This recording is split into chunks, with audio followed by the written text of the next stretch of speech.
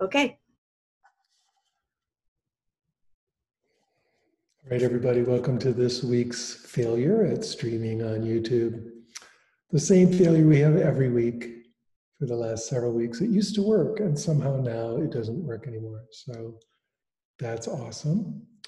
Welcome to the San Francisco Dharma Collective and my weekly commercial for Yeti drink products. That is the iced tea that is going to power us through another deconstructing yourself experience. So that is awesome for me. I hope you have whatever delicious beverage you need to make it through this process with joy, with grace, and with true awakening. As usual, we're going to dive right in with a guided meditation. The guided meditation will be an hour. If there's any part of the guided meditation that you can't understand, can't do, it's too confusing, it's too hard, it's too weird, just go back to whatever previous section was working and keep doing that. So it's like a staged progression thing. You get as far as you get, and then you go a little too far, you notice it's a little too far, just drop back and keep working there. That's great. That's exactly how it's supposed to work. So with that, let us begin. So what we're going to do here is settle into a wonderful meditation posture. We're going to sit as if we are in immovable mountain. Mount Meru, the mountain of mountains, the world mountain. Absolutely motionless, absolutely fixed and stable. So sit as if you are Mount Meru or Meru, and that includes your lower back being kind of curved in. That lifts your spine up, gets your upper back in the right place. Let your shoulders kind of curl back and settle down and allow your chin to tuck just a little bit. If you've got glasses on, you might want to take those off. And then just begin by closing your eyes, or you can meditate with eyes open and beginning to do your shamatha practice. As usual, your shamatha practice is yours. You get to focus on whatever object you like focusing on. There is no forced requirement to use the shamatha object I like. Use the one you like. You can meditate at the breath at your nose. You can meditate on the breath in your belly or your entire body. You can meditate on a mantra. You can meditate on a visualization. You can meditate on metta, some object, and you're staying with it. So let's begin doing that. If you want to, you can breathe in nice and slowly, allowing the belly to really fill up and puff out on the in-breath, and then empty, empty, empty out on the out-breath. So nice deep in-breath, slow, slow, slow. Nice long deep out-breath, slow, slow, slow. While meditating on your favorite shamatha object. Shamatha meaning relaxed focus. So let's continue now.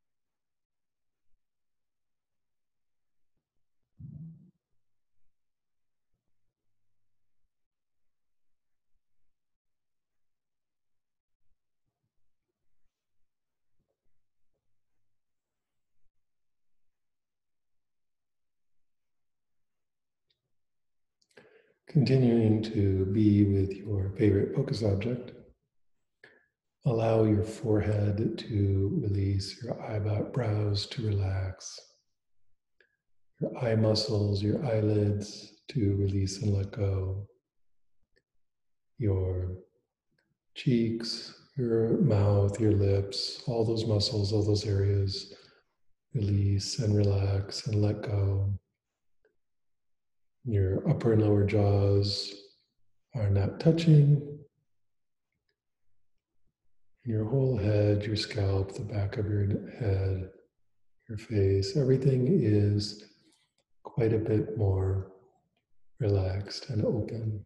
And you notice how this immediately just drops you in more deeply.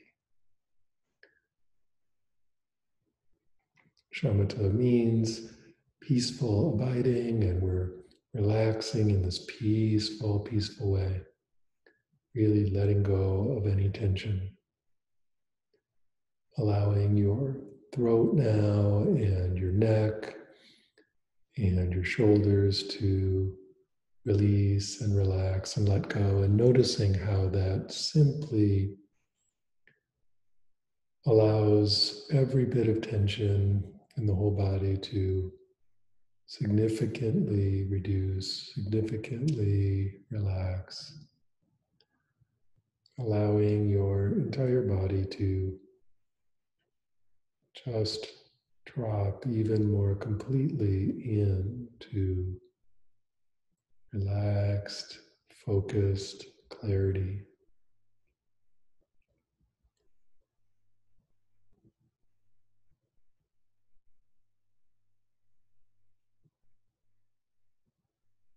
Relaxed clarity. Noticing how this relaxation, this letting go, enters the arms and the hands, and all tension just drains out of the arms and the hands until they're just completely limp, completely loose, relaxed.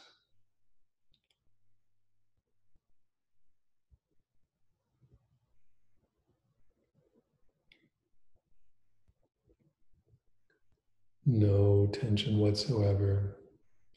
The face, the neck, the shoulders, the arms, the hands, it's all released, it's all relaxed. It's all just kind of floating, very soft and gentle, but clear and bright and focused.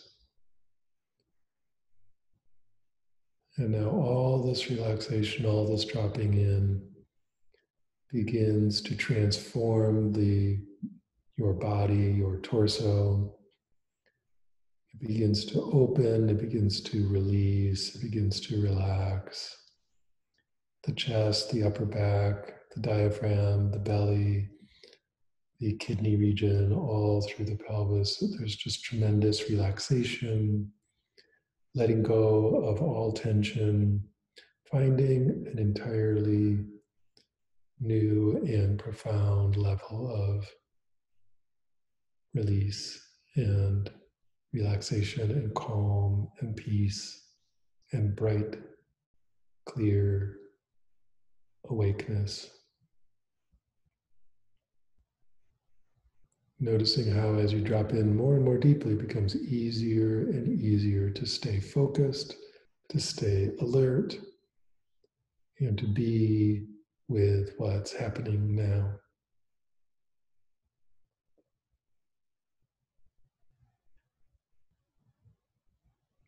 Finally, this wave of relaxation that just keeps deepening each time it passes through the body flows into the legs and feet, and they become completely limp, completely relaxed, completely at ease.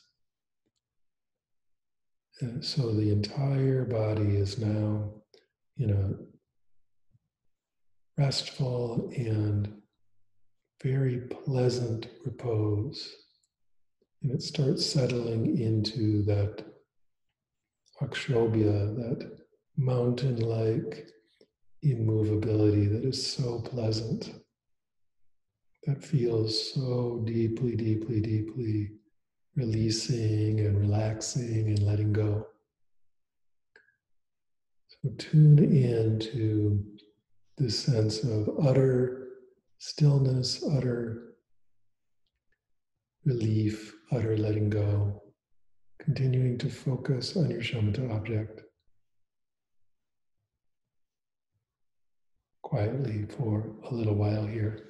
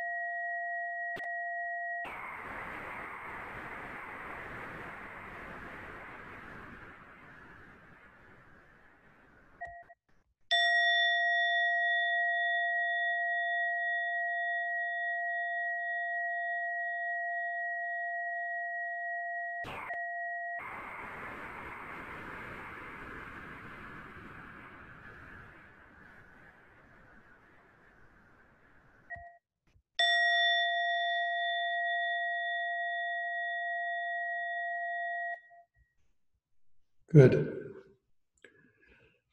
Now, what I want you to do is bring up the sense of self. If it's already there, great. Being you, the feeling of being you. If not, bring it up on purpose. I want you to get a nice, rich sense of being you. And then I want you to look at that sense of self very, very, very closely, very carefully, examining it, feeling it in as much detail with as much sensory clarity as possible. And as you're looking at that sense of self, feeling it, being with it, allowing awareness to touch it, feel it, see it, notice the sense of self, notice the sense of self, you will notice that you cannot find it. If you really look around the experience of the sense of self, there's an experience there, but if you keep going deeper and deeper and deeper into it, you'll notice you cannot find it. This is the unfindability of the sense of self. So keep looking, keep looking. Who or what is having this experience? Try to find that now. If you think you found it, look more deeply, look more clearly, look with greater and greater precision and brighter awareness. This has some effort in this meditation. You're attempting to really, really notice the core of the sense of self. And the more you try to grab onto it, the less you can find it. So keep trying, keep trying.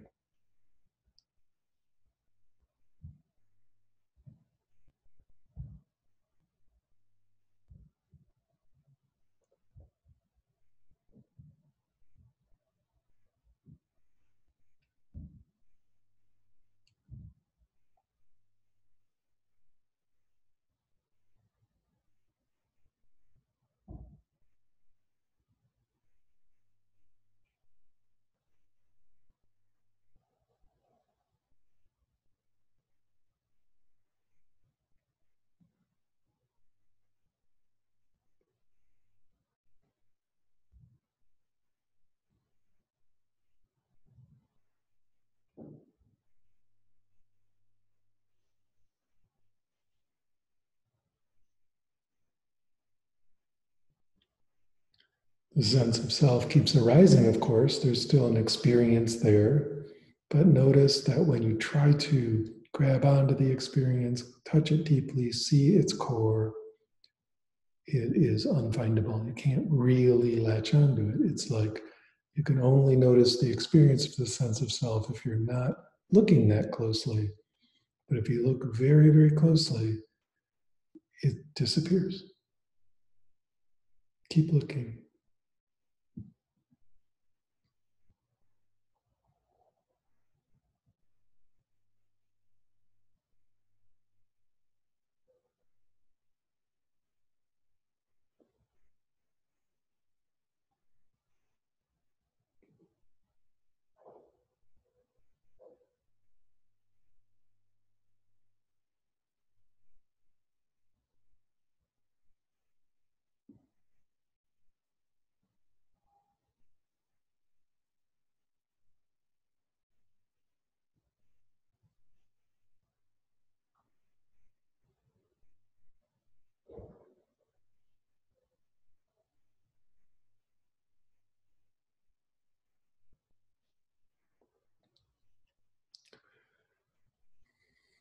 Over and over again, keep noticing there's an experience, but can you find the experience? Can you really grab onto it at the core?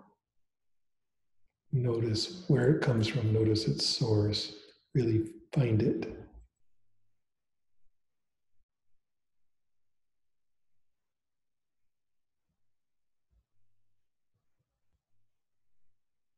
It's like awareness keeps grabbing in empty air. There's just nothing there.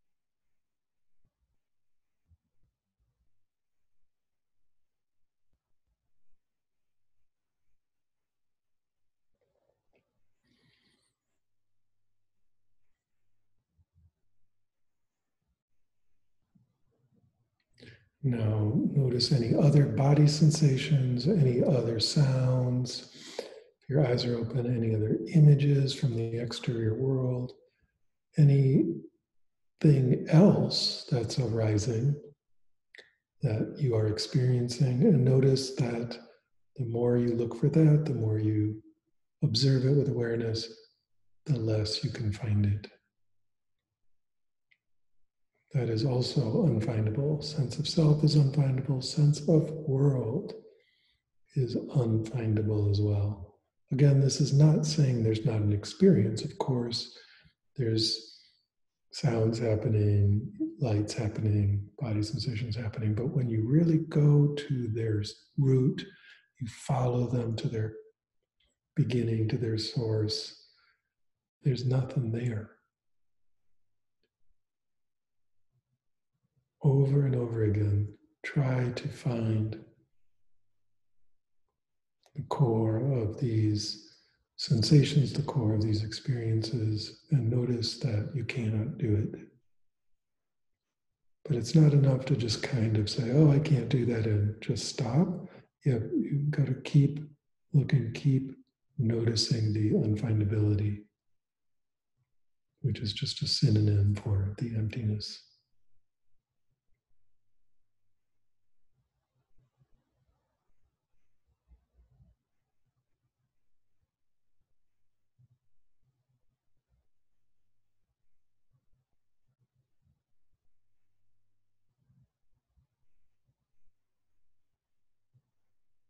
If then something arises that seems real, some emotion that's very convincing, some thought that's or fantasy that's very compelling, some external sound that brings up a big reaction.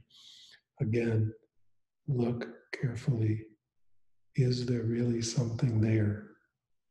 When you follow it to its root.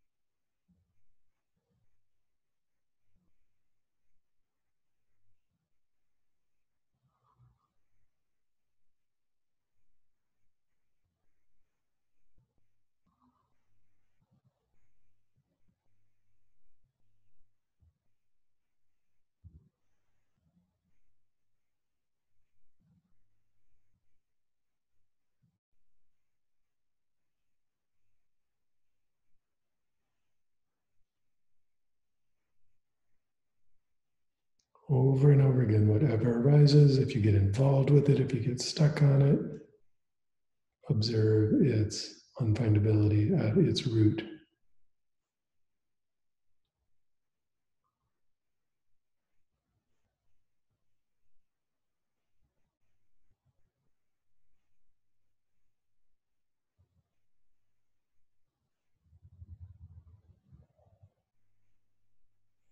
Everything that we're interacting with, everything that we even think that we are, it's only because we're not looking that closely. We're sort of winging it or just ballparking it. But when we look closely with bright, crisp, clear awareness, we cannot find these things.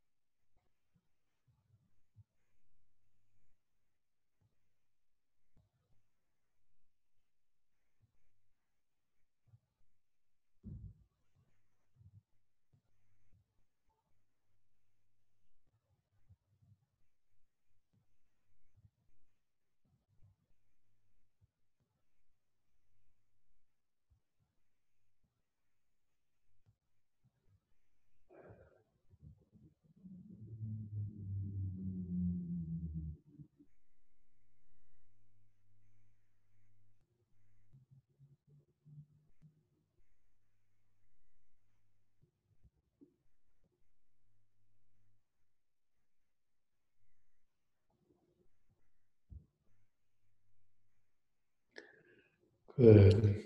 Now, when we continue to notice the unfindability of everything, the sense of self is not there, the world is not there, what are we left with? We're left with vast, spacious awareness, a sense of boundaryless, bright, clear awareness. So notice that boundaryless awareness that is the one thing left there.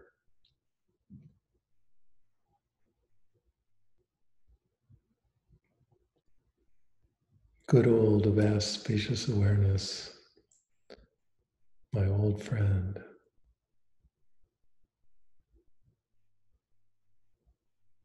Without boundary.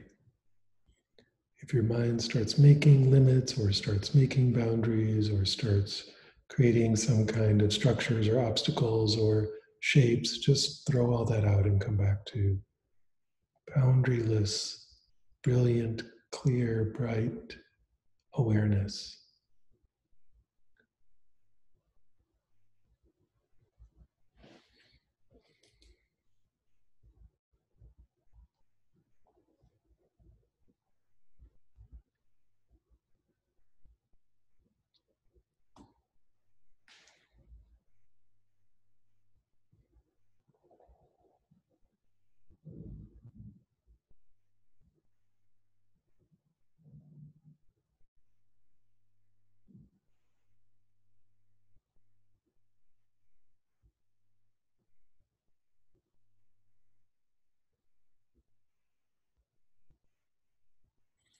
If things keep seeming to intrude into the vast spacious awareness, apparently bursting in on it, a thought, an emotion, anything from the outside world, etc., notice its unfindability. Just come back to seeing the emptiness of it, and boop, you'll just be dropped right back into vast spacious awareness.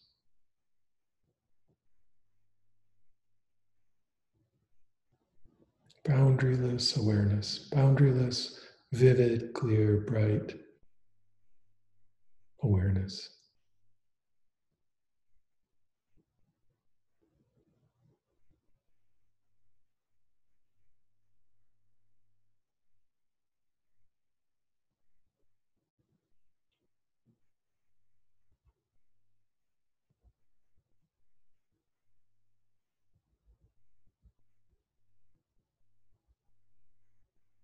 Good, and now notice that even though things are happening, stuff is changing, that behind all this apparent stuff in this vast spacious awareness, there's a kind of timelessness, a sense of a thing that does not change, a thing that never changes in any way. And that is the timeless quality. So notice you've got this boundaryless awareness and timeless awareness.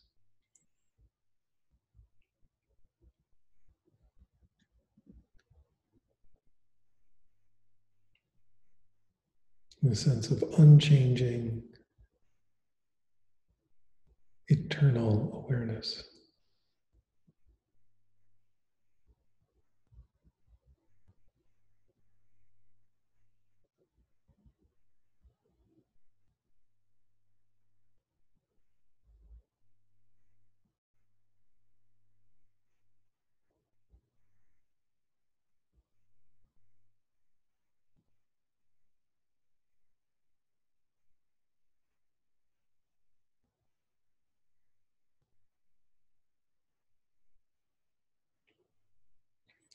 No matter what's happening, no matter what's arising, the awareness itself is boundaryless. The awareness itself never changes. It's utterly eternal and timeless.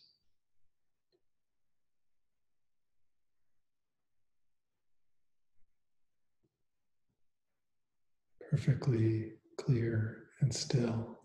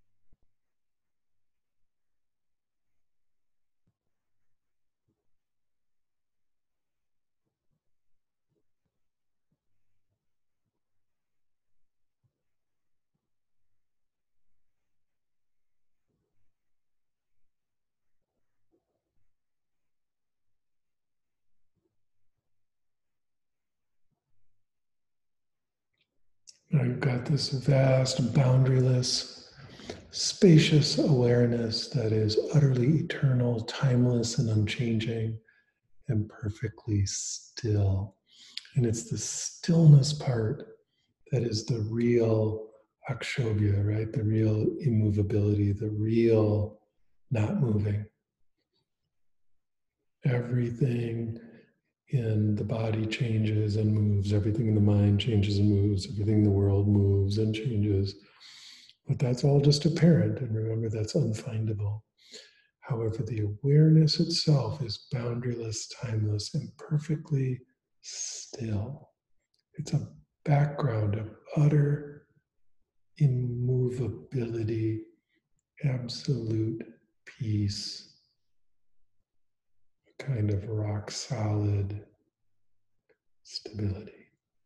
So tune into that now.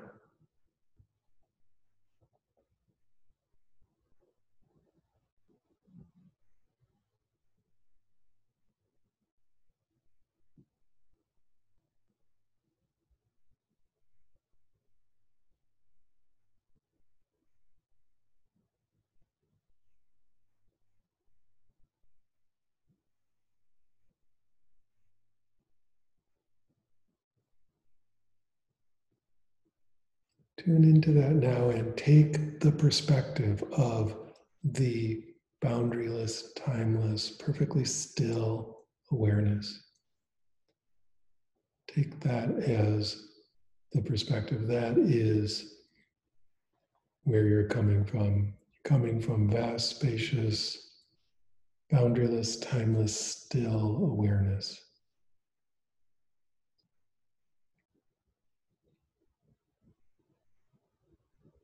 Over and over again, back to boundaryless, timeless, still awareness.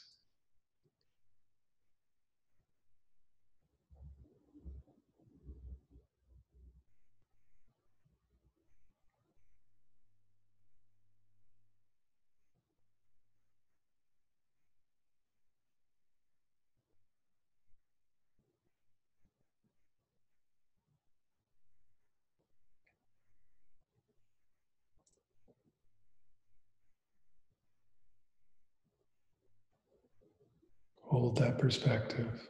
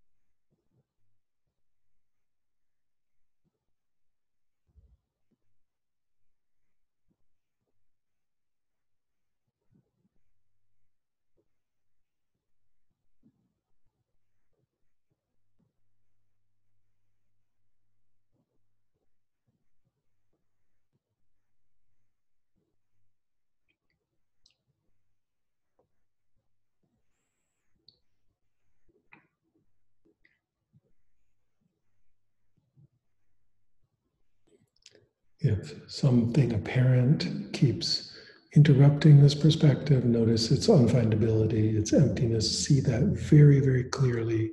Look at it clearly. Notice its unfindability.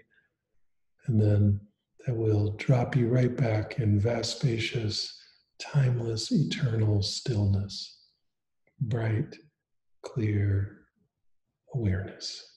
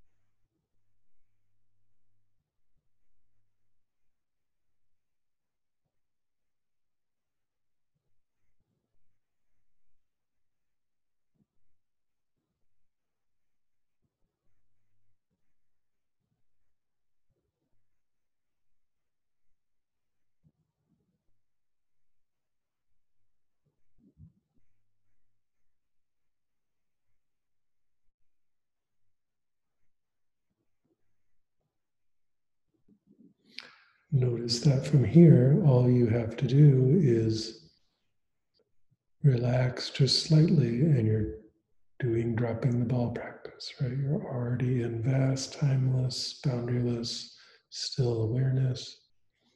If the mind starts to tighten around anything, just relax. Come back to this vast perspective, this vast, timeless stillness.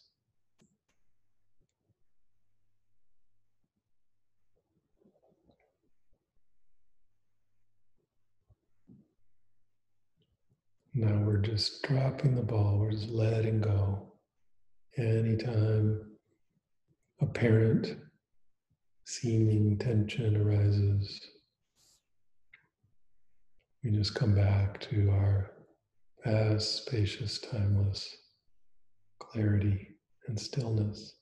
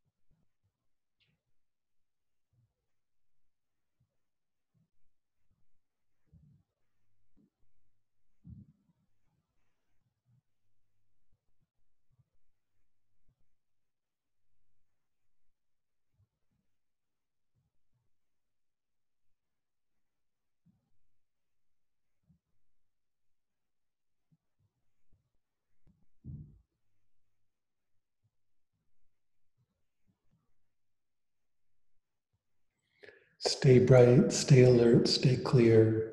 Find yourself getting drowsy, sit up straight, open your eyes, stay very, very, very awake. This is about awareness, and awareness is always aware.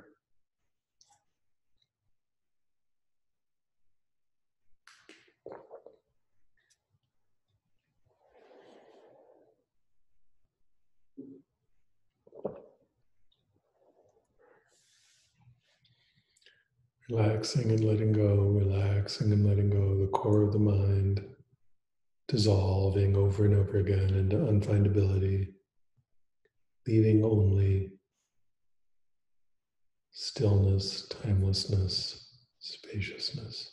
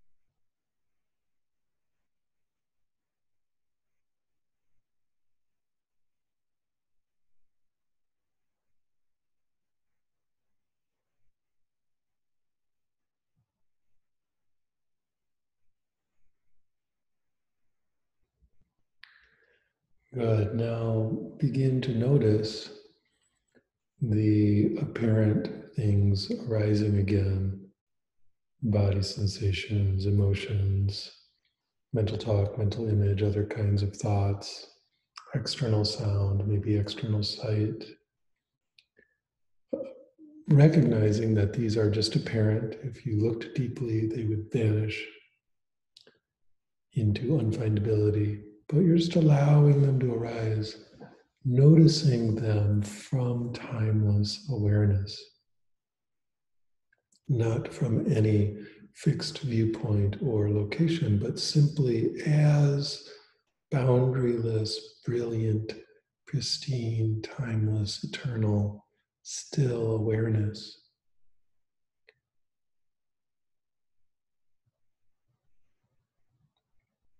Phenomena simply arising and dancing in awareness and then vanishing. Phenomena including a sense of self, phenomena including thoughts, phenomena including external stuff.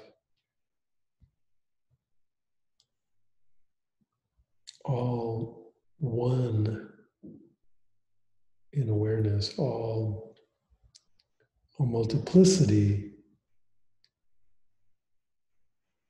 in awareness.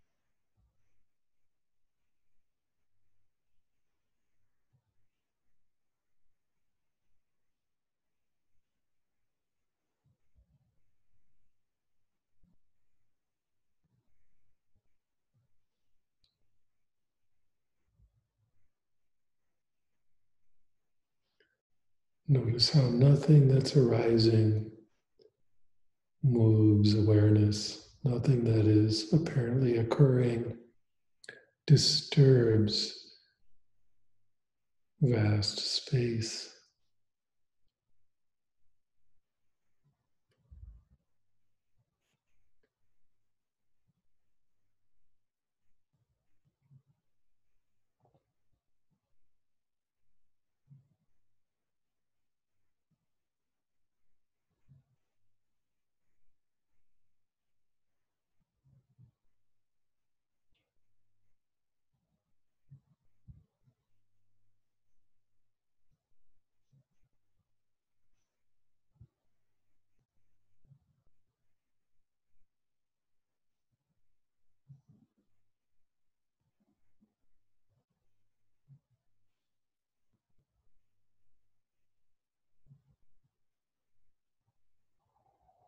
The perfection of boundaryless, eternal stillness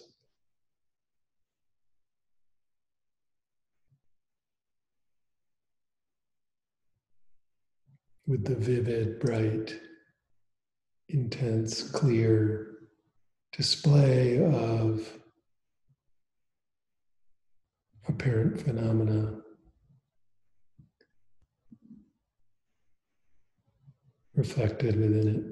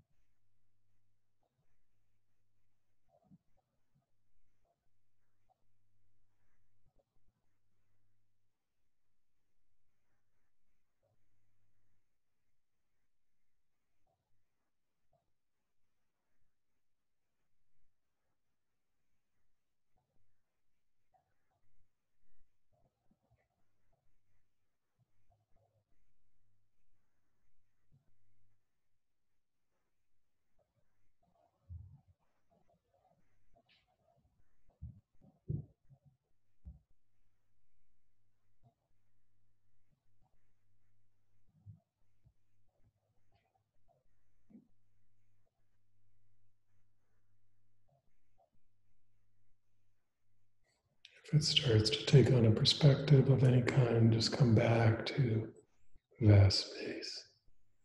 Vast space already knows, is already aware of what's arising. It does not need a perspective or a location.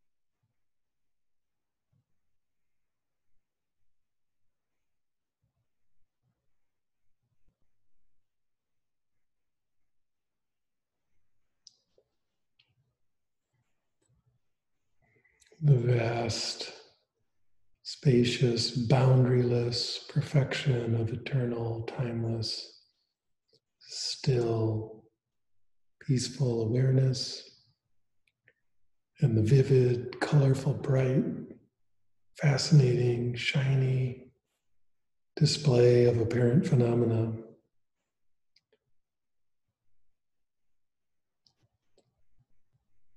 Not even two different things, not even one thing.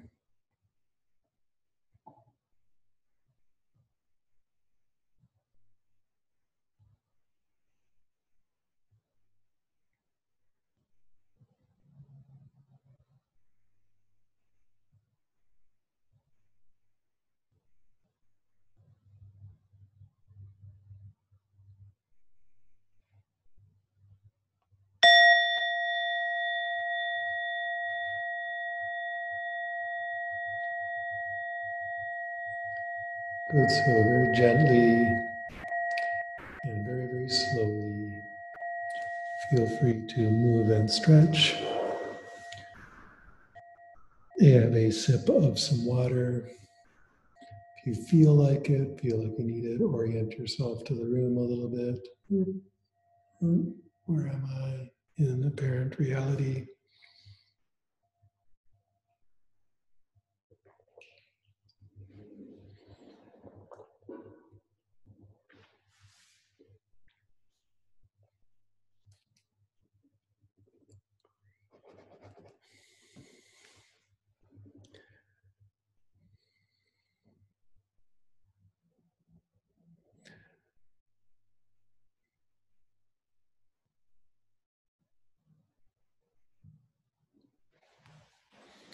Because awareness without a perspective and without a sense of self and without even a world, but just simply awareness is the base of the mind.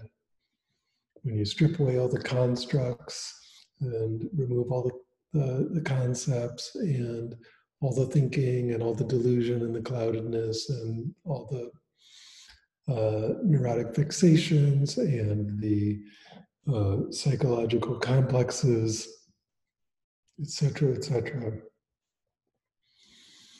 Underneath all that and within all that and around all that, the basis, the very basis, is just this awareness.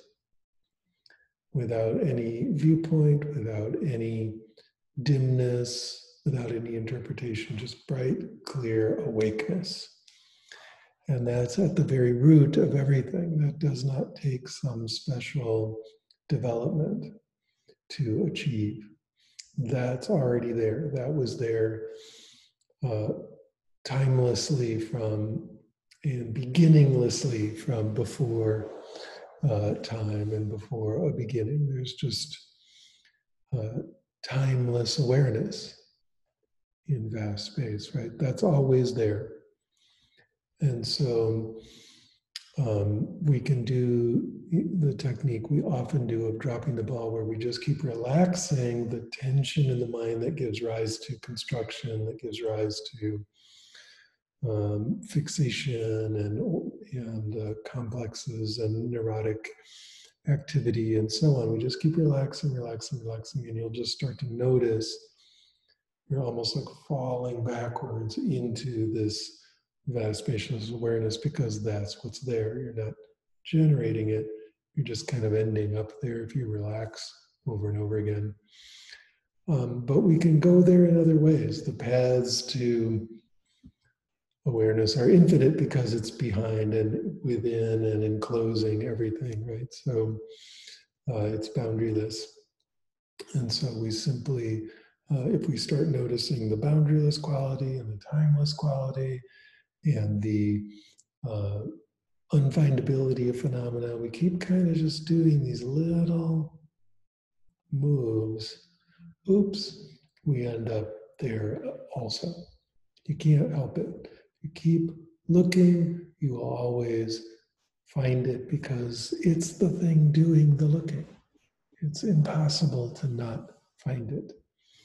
And again, we might have really strong neurotic habits that bring us back into testing whether that's real, or bring us back into worrying about whether we're doing it right, or maybe we have, we're just tired or hungry or something, and that's really clouding awareness and really kind of dominating our system right then. There's lots of things that can occur like that, obviously infinitely many, and yet those are only temporary and really uh, only apparent if we follow anything, no matter how intense, no matter how convincing, no matter how important it seems. If we take that phenomena, look at it as a phenomena, follow the phenomena to its core, there's nothing there, right? It is unfindable. There's still a phenomena, there's still something apparently happening, but the core, you can't find it. And this is the emptiness, right?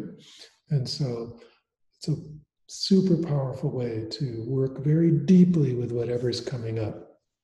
Let's say a super difficult, convincing, very important, gripping emotion that you're absolutely right about and is super intense and has all this stuff you have to figure out and things you have to do and all this meaning. If we look at that emotion, whether it's positive or negative or whatever, it's happening, it's a phenomena. It's not that it's not appearing. But at the same time, if we follow it to its core, if we try to find its source, you cannot do it. It is unfindable. And what's interesting is if you do that over and over again, let's say the emotion is super difficult and negative. If we were going to do spiritual bypassing with it, what we would do is just say, that's not there. There's no emotion there. That's it. Or that's not my emotion, and I don't have to deal with it in any way. It's kind of just the emptiness side taken a little too far, and, or let's say misinterpreted, just be like, oh, that's not even there.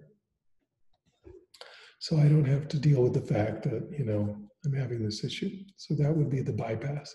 But what we're doing, we're doing the emptiness part, noticing it's unfindable, noticing you can't really hang on to it, but simultaneously getting into the vividness of the phenomena, the brightness, the clarity, the scrumptiousness of the sensation in all these various ways. So it is there in terms of apparent phenomena. And when we do that, we've stripped away the story, we've stripped away all the neurotic fixation, because when we notice the emptiness, the story goes away, the fixation doesn't have anything to hang on to. There's no core. So all that extra added on layers of concept and confusion have nothing to hang on to. They drop away. There's just this raw phenomena apparently arising in awareness. And the fascinating thing about raw phenomena arising in awareness is they're always awakening. They are liberating. So even if it's rage, even if it's serious, ugly, ichor dripping depression, even if it's terror and worry and fear, if we notice its unfindability at its core, while at the same time really getting into the vividness of the phenomena itself will bring a liberating quality. If it's like fear or rage, there will be like upregulated intensity, energy of awakening. That brightness of the mind seems brighter. If it's something like sadness or, some kind of heavy emotional experience, you'll notice the stillness, the peace, the grounding, and the awakening in that, right? There's no phenomena of any kind that, when it is experienced in this way, cannot reveal this liberation at its core, because the core of your being is liberation, right? Everything else is part of apparent phenomena, sort of the peacock feathers of, the beautiful unfurling universe that we're experiencing, right? So it's very important to get this. And once you get it to just keep going there and keep going there and keep going there, and it will slowly start to transform or transmute every experience into awakening, right? This is the essence of Vajrayana. This is the essence of Tantrism, that all experiences are awakening experiences when we see them in this way, right? So it's kind of, we can do it in steps. Usually the steps would be go to the emptiness till of everything till that seems really clear, that dropping the ball kind of just vivid, vast, spacious awareness, timelessness, non-duality, right? And then become with that awareness back into phenomena, noticing the beautiful, vivid, bright clarity and simultaneous emptiness of phenomena. Now we're in it. Right? Now we can uh, be true human beings at that point. Good. So, questions, comments, reports, critiques, um, anything else? I have a question. Good. So it's it's one thing to kind of pull this move of being aware and yet not consumed by the conceptual story of something like, you know, that my knee hurts, or I'm really angry, or I'm really happy. One thing that's more difficult is drowsiness. So it seems like drowsiness just kind of turns the volume down on everything. And there are these occasional moments where awareness kind of pierces through that, and the drowsiness is almost like being in a hot tub or something, like has this pleasant like feeling to it, but it's very hard not to Go to sleep, right? yeah, and so it's very hard not to either like give into it or fight against it in a way that seems unique amongst like other strong things that arise. So do you have thoughts on that? It does, it does have a particularly um, deeply foggy kind of thing that it does, right? And in a way, we could compare it to something like breathing. I mean, if I say hold your breath, I don't care how empty you make it, eventually that experience is going to cause you to, stop holding your breath and take an in breath. So there are some physiological features that eventually kind of have ontological priority, at least in terms of meditation, and they kind of take over, right? Um, and so that's part of its uniqueness. On the other hand, there's plenty of people, including me, who've experienced if you work with it enough, you can overcome it for a long time. I mean, eventually you have to sleep, of course, but even in sleep, you're kind of awake. Even in dream, you're kind of awake. And the mind refreshes and the brain chemistry does what it needs to do. So, the metaphor is always, hey, the sun is shining, even if the clouds of sleepiness are apparently blocking it out. And that weirdly seems to actually kind of fit the experience. Eventually, what will happen is, you seem to be aware most of the time, even when you're sleeping, at least a little bit, or at least some of the time. And then more and more and more over time.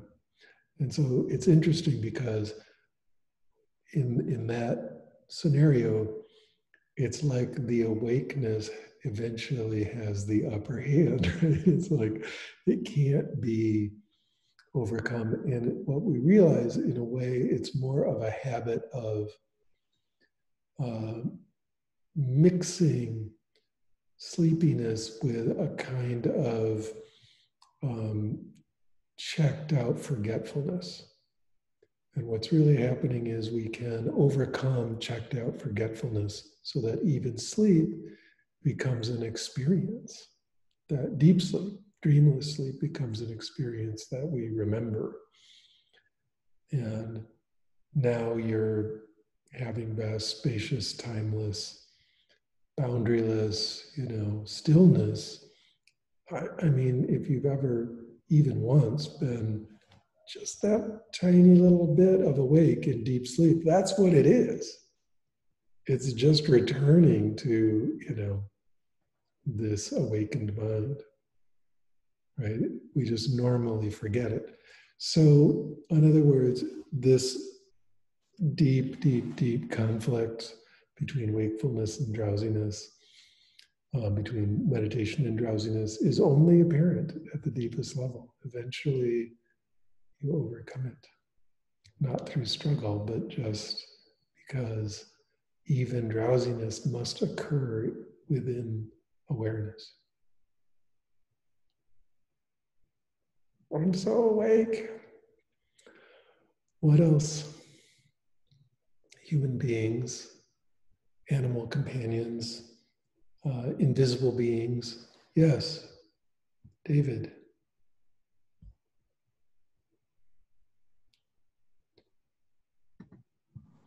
Sorry, different David. Who's unmute? Who are we unmuting here? Yeah. Can you hear me okay? Ooh, yes. Lots of feedback there. Go ahead.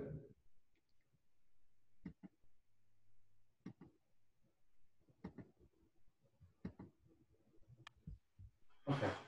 I'm certainly not hearing anything at this point.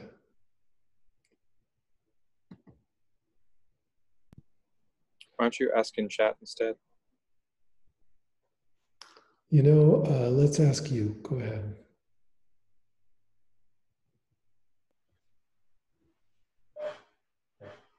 Does this work now? No. Certainly does not work. Yeah, let's not do any more of that unless we're at Burning Man. Okay. Other people attempting to ask a question.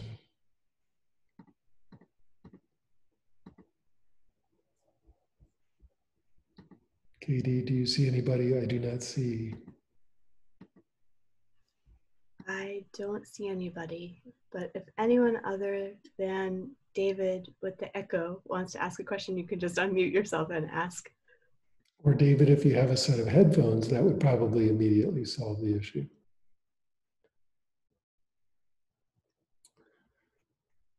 Good, so let's switch gears then into the apparent neurotic fixation of money. So we're going to talk about San Francisco Dharma Collective, the world's most famous Dharma Collective, and the Dharma Collective that is, in fact, the coolest. That's who's hosting this Zoom room. That's who's putting on this video this evening. And even though San Francisco Dharma Collective at this point has no physical location, it is, in fact, in a way, unfindable. Isn't that fascinating? The unfindability of SFDC. Even though it has that unfindable quality, it is also an actual organization that actually is continuing to put on many, many programs and do a lot of cool stuff and could use your generosity. So let's have Lady Devaney take it away. Thank you, Michael. And then we have a question in the hopper for after this, so we'll have a bonus question. So like Michael said, while we are currently liberated from our commercial lease, we are still an ever-shifting, changing collection of dharmas, and or what Michael Owens recently referred to as one big Lakshana party, which is another way to describe it. And the collective is created out of dana at every level that there is. So the volunteers who are running the collective are doing so by freely giving their time to organize and keep the wheels in motion. The teachers who show up to teach are doing so out of love of the Dharma and the spirit of freely teaching for whatever Dana is offered. And so the community is created and sustained completely by Dana at every level. And you can contribute. There's a link in the chat. And you can click those links and they'll take you to pages where you can donate. There's also a link in the chat where you can sign up for our newsletter. We have a couple of cool upcoming things in the works, including a new Tuesday class series that we're just ironing out the details on, and people who are on the newsletter hear about those things first. So sign up for the newsletter. And finally, coming up over the next couple of days, we have a few very exciting things. So tomorrow night, for just 1 hour, we have Lama Somo, who will be talking about how practitioners meet this moment. On Saturday, George Haas, whose teacher was also Shinzen Young, same as Michael's, is starting a 6-month series. It's 1 Saturday a month on meditation maps. And he is going to spend these 6 Saturdays talking about how to orient your practice towards what he describes as the non-goal of enlightenment.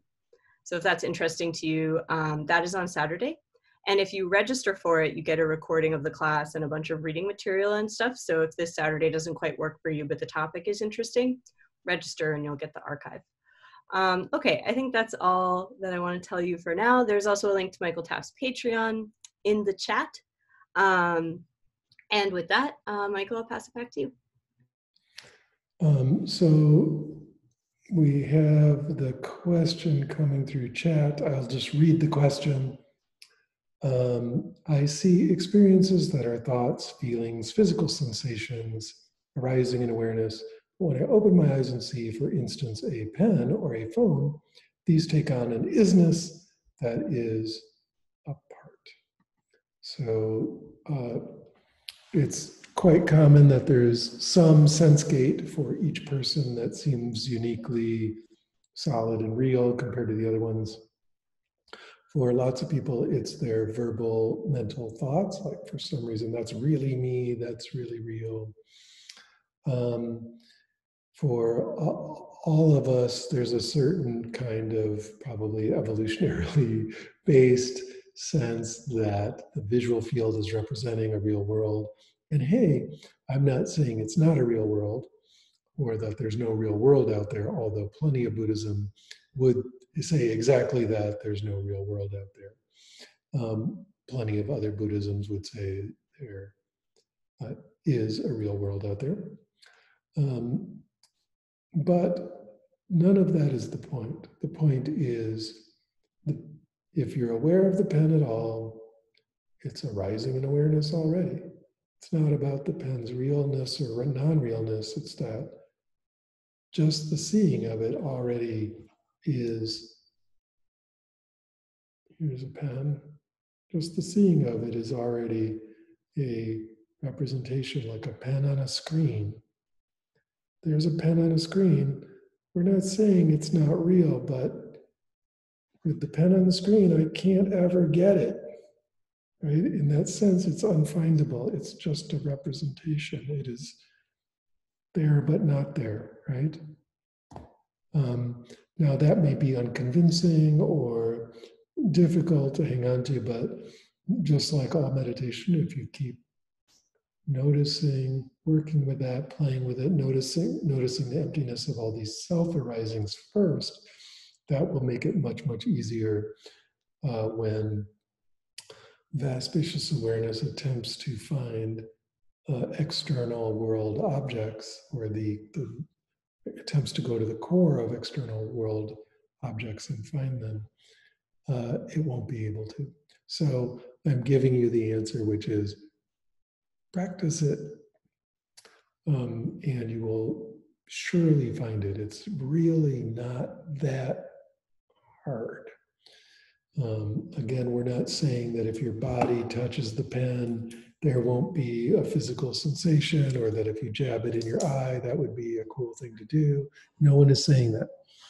We're simply saying that if you try to go to the core of that visual experience or go to the core of the feeling experience, you can't find it. So that's what we're about. Just for the record, no matter what crazy shit Katie is typing to you, do not put a pen in your eye. Okay, just don't do that. That's non-compassionate. All right, let us meditate very briefly.